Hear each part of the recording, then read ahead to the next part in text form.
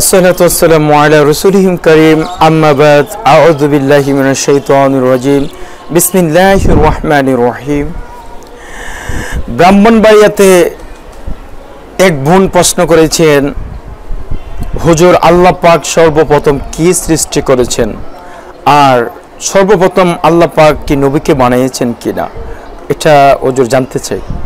মাশাআল্লাহ, আলহামদুলিল্লাহ, উনি খুব সুন্দর প্রশ্ন করেছেন, জ্ঞানী ব্যক্তি। যে উনি বলছেন, প্রিয় দর্শক, উনি বলছেন যে আল্লাহ পাক রব্বুল আলামিন সর্বপ্রথম কে সৃষ্টি করেছেন, কাকে সৃষ্টি করেছেন, উনি কথা দ্বারা কি সৃষ্টি করেছেন। যে আল্লাহ পাক বলে আউয়ালু মা খালাকাল্লাহু নূরিস সামাইলা, যে আল্লাহ পাক স্পষ্ট বলে দিয়েছেন, আপনারা স্পষ্ট বুঝবেন। আউয়ালু মা খালাকাল্লাহু নূরিস সামাইলা, যে আউয়াল অর্থ প্রথম, খালাক অর্থ সৃষ্টি। আউয়াল অর্থ প্রথম, নূরিস সামাইলা ইন্না নূরুস সামাইলা আবাদুন কা মুহাম্মদ। আল্লাহ পাক রব্বুল আলামিন সর্বপ্রথম সৃষ্টি করেছেন তার নূরের পয়স থেকে, তার হাবিবের নূরকে। আল্লাহ পাক তার নূরের পয়স থেকে আল্লাহ পাক সর্বপ্রথম তার হাবিবের নূরকে সৃষ্টি করেছেন।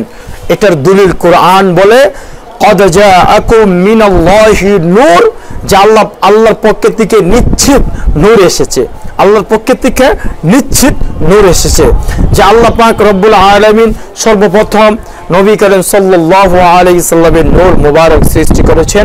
যে আউয়ালু মা খালাকাল্লাহু নূরিস সামাইলা, যে আউয়াল অর্থ প্রথম, খালাক অর্থ সৃষ্টি। আল্লাহ পাক সর্বপ্রথম আমার নবীর নূর মুবারককে সৃষ্টি করেছেন।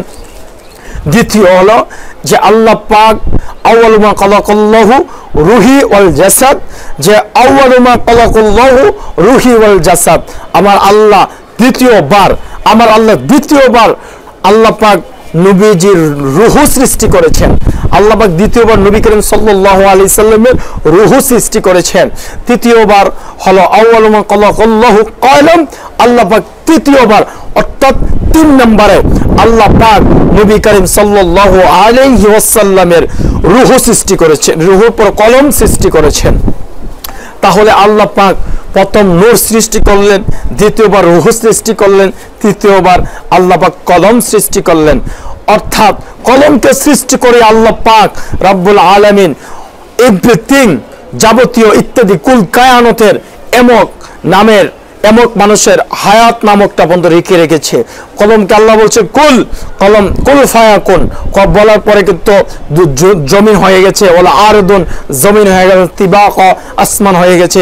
আল্লাহ যখন বলছে কুল, তখন বলবো আল্লাহ কি লিখবো, তুমি লেখো তার হায়াত নাম, লেখো তার কতদিন বাঁচবে, এমক গাছের পাতা এমক দিন পড়বে, এই কলম সবগুলো লিখেছে। আর আল্লাহ পাক তার হায়াত নামক জিন্দিগিতে একটা ডায়েরি বানিয়ে তার তদবির করে তার নসিবে লাগিয়ে দিয়েছেন। যতদিন যায় ততদিন একটি করে আমার ডায়েরির পাতা উঠায়। যেই দিন হায়াত নামক একটা গাছ আল্লাহ পাক বানিয়ে সাজরাতুল ইয়াকিম আয়াত নামক একটা গাছ আল্লাহ পাক রেখেছেন, যেদিন ওই গাছের পাতাতে আমার হায়াত নামক লিখিয়েছে, যেদিন ওই গাছের পাতা ঝরে পড়বে সেদিন আজরাইল আলাইহিস সালাম আমার ঘরে উপস্থিত আজরাইল আলাইহিস সালাম আমার ঘরে প্রস্তুতি হবেন আমার জানকে নেওয়ার জন্য। আমার বোন সুন্দর প্রশ্ন করেছেন যে হুজুর আল্লাহ পাক কে সৃষ্টি করলেন। আমি জানি না, যে আমি একজন গুনাহগার মানুষ। আমার বোনের আমি সব প্রশ্ন কোরআন সুন্নাহ মোতাবেক সহিভাবে আমি প্রশ্ন উত্তর দিয়েছি। যে আমার বোন বলেছে হুজুর আল্লাহ পাক কে সৃষ্টি করেছেন। আল্লাহ পাক প্রথম আল্লাহ পাক নূর সৃষ্টি আল্লাহর হাবিবের নূর সৃষ্টি করেছেন, দ্বিতীয়বার আল্লাহ রূহ সৃষ্টি করেছেন, তৃতীয়বার আল্লাহ কলম সৃষ্টি করেছেন। আমরা এই কথাগুলি শুনলাম, আর এই কথাগুলির উপরে ঈমান আনবো, বিশ্বাস আনবো, আর এই কথাগুলির উপরে আমরা সবসময় একমত থাকবো। নবী করিম সাল্লাল্লাহু আলাইহি সাল্লামের উপরে বেশি বেশি দরুদ পড়ব।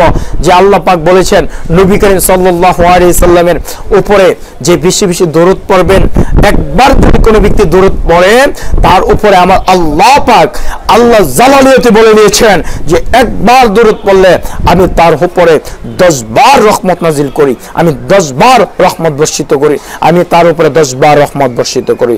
তাহলে কত দামি দরুদ! আমরা যে কোনো দরুদ আমরা নবীর উপরে বেশি বেশি দরুদ পড়ব, আস্তাগফার পড়ব। আল্লাহ পাক যেন আমাদেরকে আমল করার তৌফিক দান করে। আসসালামু আলাইকুম ওয়া রাহমাতুল্লাহি ওয়া বারাকাতুহু।